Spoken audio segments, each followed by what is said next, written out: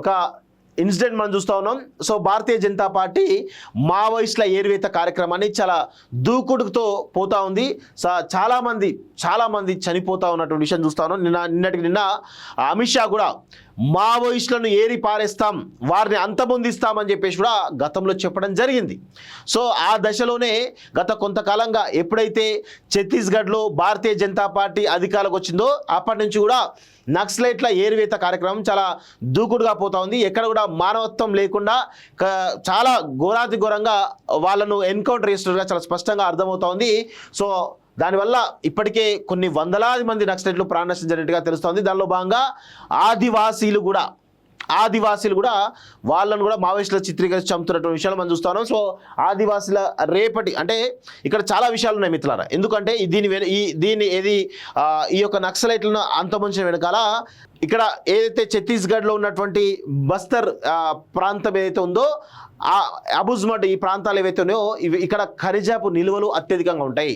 ఈ ఖనిజపు నిల్వల ద్వారా భారతదేశం ఈరోజు ఇటు అదానికి కావచ్చు, లేకపోతే మిగతా వాళ్ళకి ఎవరికైతున్నారో వాళ్ళకి అక్కడ ఉన్నటువంటి ఆ ఖనిజ నిల్వలకు సంబంధించినటువంటి కాంట్రాక్ట్లు ఇవ్వడం ద్వారా భారతదేశ ఆదాయంతో పాటు అదానీలు కావచ్చు, లేకపోతే మిగతా వాళ్ళ వ్యాపారవేత్తలు ఎవరైతున్నారో వాళ్ళందరికీ కూడా కొన్ని లక్షల కోట్ల రూపాయలు ఈరోజు సంపాదించుకునే అవకాశంగా వెసులుబాటుగా ఉందనేది చాలా స్పష్టంగా తెలుస్తోంది. అందుకే ఈరోజు అక్కడ ఆదివాసీల యొక్క హక్కులను కాలరాసే విధంగా ఈరోజు భారతదేశ కేంద్ర ప్రభుత్వం వ్యవహరిస్తున్నట్టుగా తెలుస్తోంది. ఎందుకంటే అక్కడ మావోయిస్టులు ఉండడం వల్ల ఆదివాసులకు ఒక బలం చేకూరింది.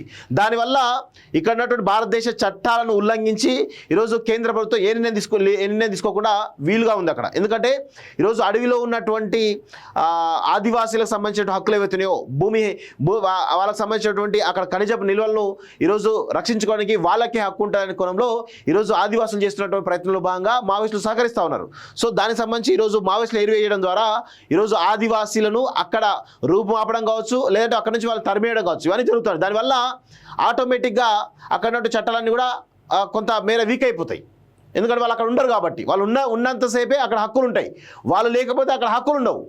సో ఇందులో భాగంగానే నక్సలైట్ల ఏరివేత కార్యక్రమం జరుగుతుంది అనేది ఒక నిర్ణయం జరుగుతూ ఉంది. దానికి సంబంధించి ఆదివాసీల పైన కూడా పెద్ద ఎత్తున ఈరోజు దమనకాండ జరుగుతున్నట్టుగా కొంతమంది మావోయిస్టు సింపథైజర్లు చెప్తున్నటువంటి విషయాలు నేను ఈరోజు మీకు చెప్పదలుచుకున్న మిత్రులారా. సో దానిలో భాగంగానే ఈ ఏరివేత కార్యక్రమం జరుగుతూ ఉంది.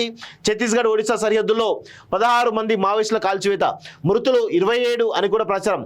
వీరిలో కేంద్ర కమిటీ సభ్యుడు చలపతి, ఈయన సస్వాలో ఏపీలో చిత్తూరు జిల్లా చంద్రబాబుపై అలిపిరి దాడిలో సూత్రధారి. మృతుల్లో కేంద్ర కమిటీ సభ్యులు మనోజ్, గుడ్డు, బాలన్న, నల్గొండకు చెందిన హనుమంతు. వ్యూహాత్మకంగా వ్యవహరించినటువంటి పోలీసులు నిఘా సమాచారంతో గరియాబంద్ దిగ్బంధం, 1000 మంది జవాన్లు, డ్రోన్లతో మావోయిస్టుల కదలికల గుర్తింపు, 40 గంటల పైగా కాల్పులు కొనసాగుతున్నటువంటి ఎన్కౌంటర్ గొప్ప విజయంగా అభివర్ణించినటువంటి కేంద్ర హోంశాఖ మంత్రి అమిత్ షా అంటూ ఒకరిని చూస్తా ఉన్నాం. సో ఇలా చాలా విషయాలు చూస్తా ఉన్నాం.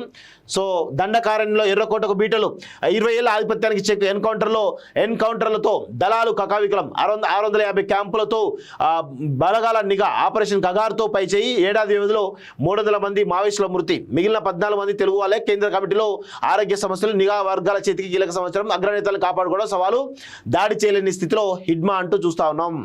సో ఇక మావోయిస్టులను అంతమొందించడం ఈరోజు కేంద్ర ప్రభుత్వం వల్ల అవుతుందా అనేది కూడా ఒక్కసారి మనం ఆలోచించాల్సిన అవసరం అయితే ఉంది. ఎందుకంటే ఈ పరిస్థితులు మారుతున్నటువంటి కాలంలో అర్బన్ నక్సలిజం అనేది తెరపైకి వచ్చింది. సో ఈరోజు ఛత్తీస్గఢ్ను కేంద్రంగా చేసుకొని మావోయిస్టులు చేస్తున్నటువంటి వారి కార్యకలాపాలను ఈరోజు పటాపంచలి చేస్తూ కేంద్ర ప్రభుత్వం వారిపైన చాలా పెద్ద ఎత్తున నిఘా పెడుతూ వాళ్ళని అంతమొందిస్తున్నటువంటి సందర్భాలు మనం అనేకం చూస్తూ ఉన్నాం. సో ఇక అక్కడ అంతమొందించినప్పుడు కూడా ఇది భావజాలంతో, అంటే ఒక ఐడియాలజీతో కూడుకున్నటువంటి సంస్థలు కాబట్టి అంత ఈజీగా అంతమొందించడం వీలు కాదనేది చాలా స్పష్టంగా మనం అయితే చెప్పగలం. సో అర్బన్ నక్సలిజం ద్వారా రేపు వీళ్ళు కూడా ఒక కార్యాచరణ చేసేటువంటి అవకాశంగా కనబడతా ఉంది. సో ఇది ఎటు దారి తీస్తుందో చెప్పలేని పరిస్థితిగా మనమైతే చూస్తూ ఉన్నాం. ఒక ఇన్సిడెంట్ మనం చూస్తూ ఉన్నాం. సో భారతీయ జనతా పార్టీ మావోయిస్టుల ఏరివేత కార్యక్రమాన్ని చాలా దూకుడుతో పోతా ఉంది. చాలా మంది చనిపోతా ఉన్నటువంటి విషయం చూస్తా ఉన్నాం. నిన్న అమిత్ షా కూడా మావోయిస్టులను ఏరి పారేస్తాం, వారిని అంతమొందిస్తామని చెప్పేసి కూడా గతంలో చెప్పడం జరిగింది. సో ఆ దశలోనే గత కొంతకాలంగా ఎప్పుడైతే ఛత్తీస్గఢ్లో భారతీయ జనతా పార్టీ అధికారంలోకి వచ్చిందో అప్పటి నుంచి కూడా నక్సలైట్ల ఏరివేత కార్యక్రమం చాలా దూకుడుగా పోతా ఉంది. ఎక్కడ కూడా కూడా మానవత్వం లేకుండా చాలా ఘోరాతి ఘోరంగా వాళ్ళను ఎన్కౌంటర్ చేస్తున్నట్టుగా చాలా స్పష్టంగా అర్థమవుతోంది. సో దానివల్ల ఇప్పటికే కొన్ని వందలాది మంది నక్సలైట్లు ప్రాణనష్టం జరిగినట్టుగా తెలుస్తోంది. దానిలో భాగంగా ఆదివాసీలు కూడా వాళ్ళను కూడా మావోయిస్టులు చిత్రీకరించి చంపుతున్నటువంటి విషయాలు మనం చూస్తున్నాం. సో ఆదివాసీల రేపటి అంటే ఇక్కడ చాలా విషయాలు ఉన్నాయి మిత్రులారా. ఎందుకంటే దీన్ని ఈ యొక్క నక్సలైట్లను అంతమొంచిన వెనకాల ఇక్కడ ఏదైతే ఛత్తీస్గఢ్లో ఉన్నటువంటి బస్తర్ ప్రాంతం ఏదైతే ఉందో ఆ అబుజ్మడ్ ఈ ప్రాంతాలు ఏవైతే ఉన్నాయో ఇక్కడ ఖనిజపు నిల్వలు అత్యధికంగా ఉంటాయి.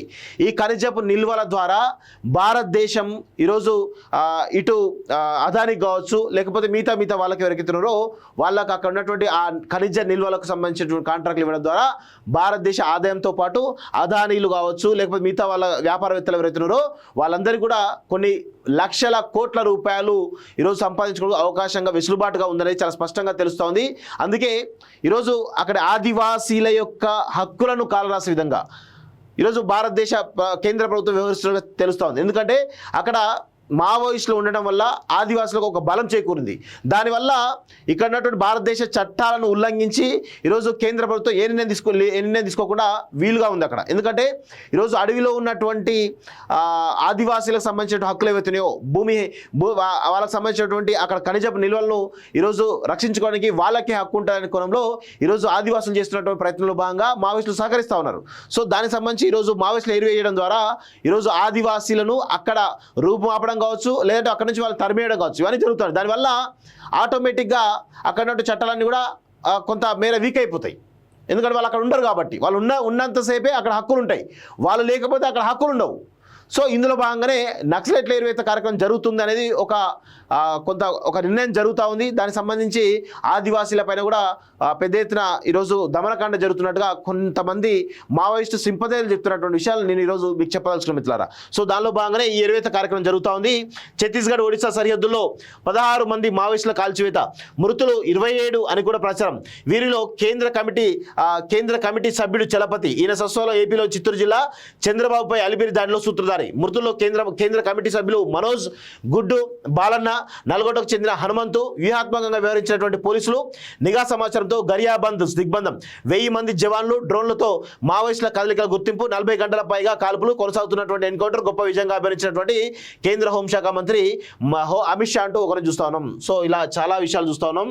సో దండకారణ్యంలో ఎర్రకోటకు బీటలు, 20 ఏళ్ల ఆధిపత్యానికి చెక్ ఎన్కౌంటర్లతో దళాలు కకావికలం, 650 క్యాంపులతో బలగాల నిఘా, ఆపరేషన్ కగార్తో పైచేయి. ఏడాది వ్యవధిలో 300 మంది మావోయిస్టుల మృతి, మిగిలిన 14 మంది తెలుగు వాళ్ళే. కేంద్ర కమిటీలో ఆరోగ్య సమస్యలు, నిఘా వర్గాల చేతికి కీలక సమాచారం, అగ్రనేతలను కాపాడుకోవడం సవాలు, దాడి చేయలేని స్థితిలో హిడ్మా అంటూ చూస్తా ఉన్నాం.